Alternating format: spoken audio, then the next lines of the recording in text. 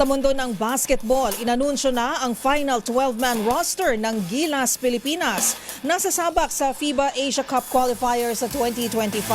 Naniniwala naman ang head coach ng Nationals na si Tim Cone na pag may pag-asa ang team sa magiging laban ito kontra New Zealand mamaya sa Mall of Asia Arena. Ang mga detalye tutukan sa report ni Millie Borja. Pangungunahan ng naturalized player na si Justin Brownlee ang Gilas Pilipinas sa kampanya nito para sa second window ng FIBA Asia Cup Qualifiers 2025.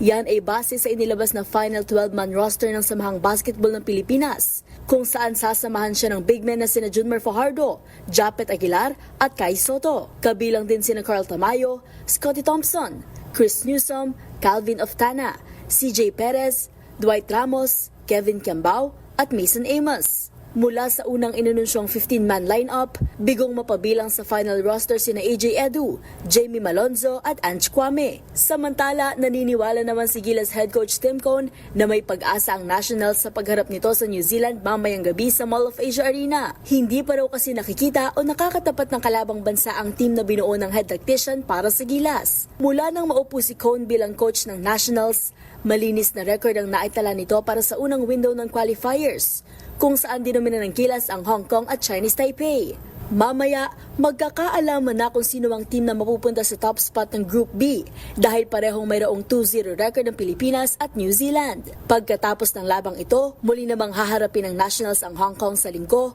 November 24 sa MOA Arena. Para sa MBC TV Network News, ito si Millie Borja, una sa Pilipinas, una sa Pilipino.